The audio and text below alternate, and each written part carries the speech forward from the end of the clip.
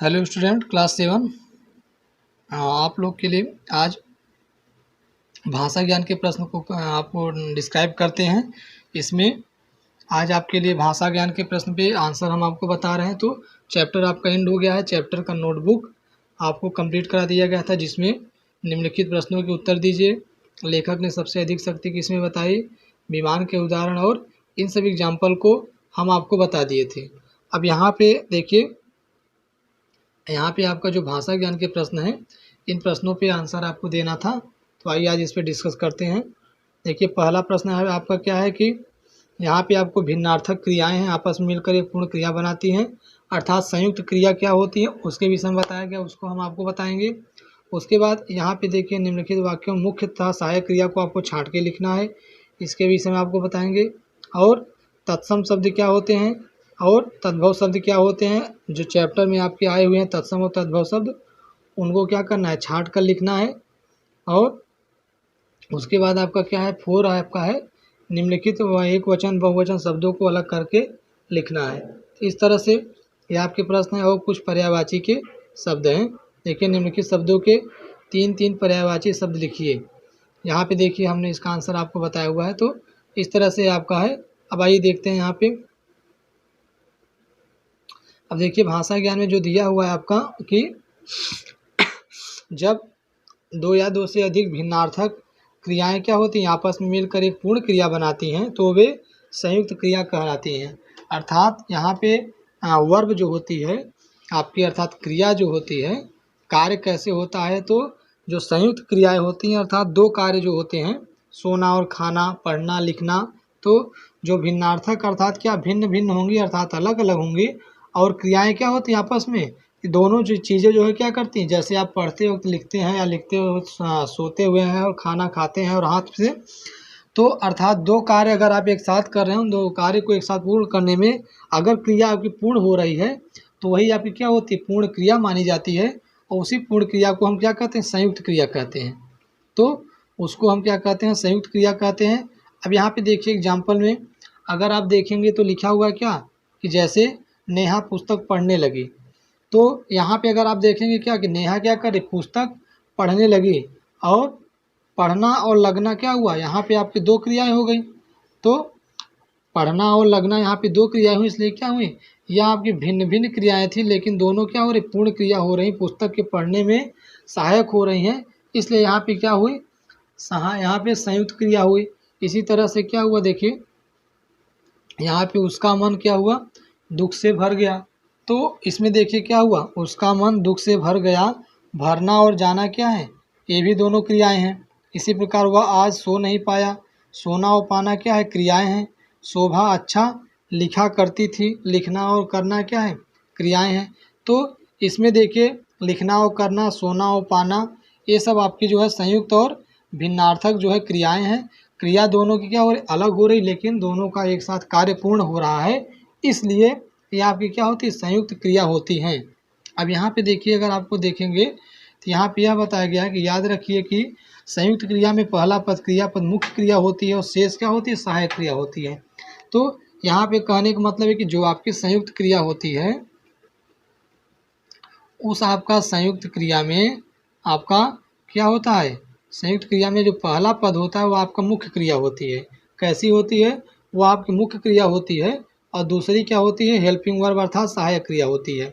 तो सहायक क्रिया क्या होती है, ये सहायक क्रिया के देखिए क्या कार्य होता है, मुख्य क्रिया के अर्थ को पूरा या स्पष्ट करना होता है, जिसको आप लोग क्या सहायक क्रिया को अगर आप कहें, हम आपसे बताएं तो इंग्लिश में इसको आप क्या बोलते हैं, जैसे हेल्पिंग वर्ब आप पढ़ते हैं ऐसे इज एम आर, इसी तरह से हिंदी में आपका क्या होता है, तो ये आपका क्या होती है, रही है, ये सब आप क्या होती है, हेल्पिंग वर्ब होती है। इन्हीं का सहायक क्रिया जो होती हैं, इनका मुख्य कार्य क्या होता है, क्रिया के अर्थ को पूरा करना या स्पष्ट करना होता है। अर्थात जैसे राम जा रहा है, अगर आपसे हम बताएं एग्जाम्पल, अगर हम आपको बताएं लिखा हुआ क्या, राम जा रहा है, इस तरह से अगर हम आपको एग्जाम्पल बताएं, तो यहाँ पे आप देखेंगे अगर केवल हम आपसे कहें राम जा, तो क्या होगा, यह गलत होगा। लेकिन उसके बाद रहा है, या आपकी अगर हेल्पिंग वर्ब लगाएंगे तो पूरी वाक्य क्या होती है, क्रिया आपकी पूरी कंप्लीट हो जाती है, अर्थात वाक्य आपका कंप्लीट हो जाता है। यही आपका हेल्पिंग वर्ब होता है और यही आपका सहायक क्रिया होती है।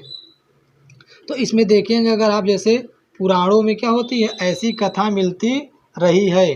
तो यहाँ पे आप देखेंगे क्या मुख्य क्रिया क्या हो गई आपकी, मुख्य क्रिया आपकी हो गई कौन सी, मिलती, और सहायक क्रिया क्या हो गई, रही है।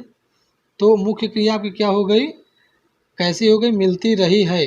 तो रही है आपका क्या हो गई, यह आपका क्या हुई, यह आपकी हेल्पिंग वर्ब हो गई और यह आपकी मुख्य क्रिया हो गई। तो इसमें आपको यही पहचानना है कि इसमें मुख्य क्रिया तथा सहायक क्रिया को छांट कर लिखना है।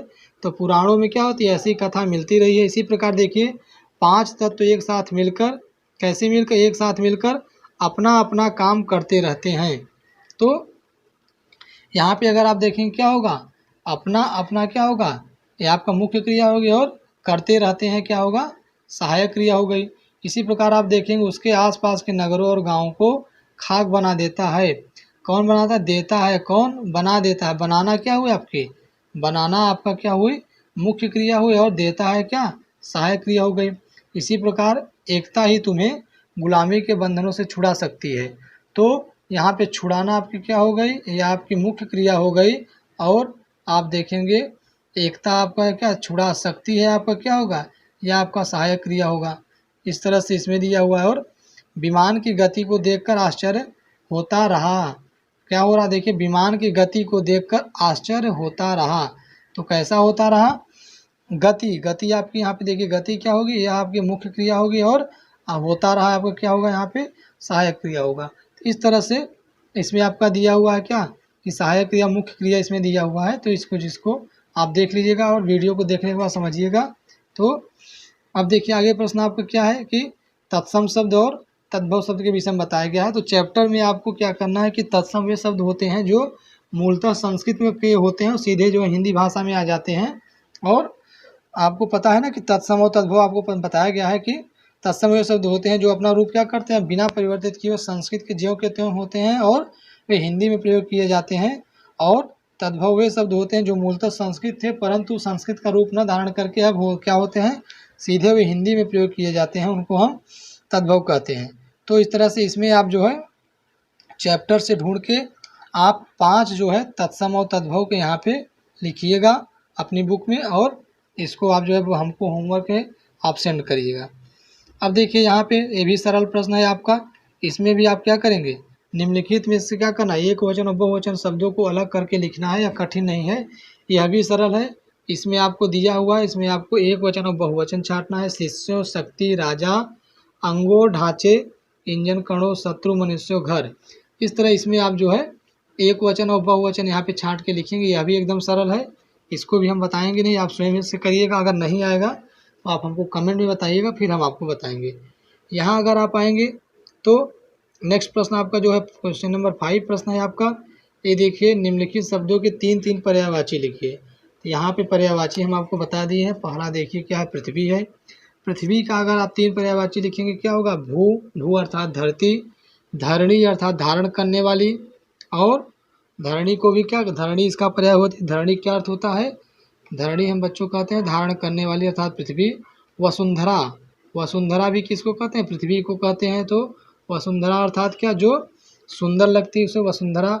इसी प्रकार से जल का अगर देखेंगे क्या होगा, वार्य, नीर और तोय। यहाँ पे देखिए जल का क्या लिखे हमने, वार्य, नीर और तोय आपका जल का हो गया।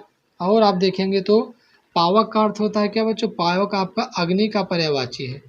तो इसका देखिए अग्नि, अनल और आग जो है ये आपके 3 जो है इसके पर्यायवाची हो गए। इसी प्रकार से आप देखेंगे तो गगन का क्या हुआ, गगन का अगर देखें, गगन का अर्थ क्या होता है, आकाश होता है। गगन का अर्थ क्या होता है बच्चों, आकाश होता है। तो यहाँ पे आप देखेंगे गगन का हमने 3 पर्यायवाची अंबर, व्योम और अनंत लिखा हुआ है। इसी प्रकार से आप समीर देखेंगे, समीर का अर्थ क्या होता है बच्चों, वायु होती है, वायु या हवा को हम समीर कहते हैं। तो इसका हमने क्या लिखा हुआ, अनिल, वात और मारुत लिखा हुआ है।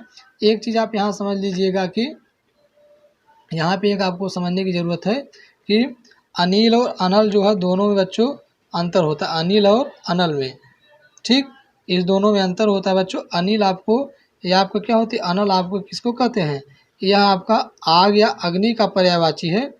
यह आपका किसका है, यह आपका अग्नि का पर्यायवाची है अनल आपका, और अनिल आपका क्या है, यह आपका हवा का पर्यायवाची है। इस तरह से इसको आप देख लीजिएगा। और आपका जो भाषा ज्ञान के प्रश्न हम आपको बता दिए, इसकी PDF हम आपको सेंड कर देंगे, इसको आप कर लीजिएगा। और चलिए फिर नेक्स्ट वीडियो में आपसे मिलेंगे, तब तक के लिए आप नेक्स्ट चैप्टर को एक बार रिवाइज कर लीजिएगा, फिर आपसे नेक्स्ट वीडियो में मिलेंगे। तब तक के लिए गुड बाय, टेक केयर बच्चों।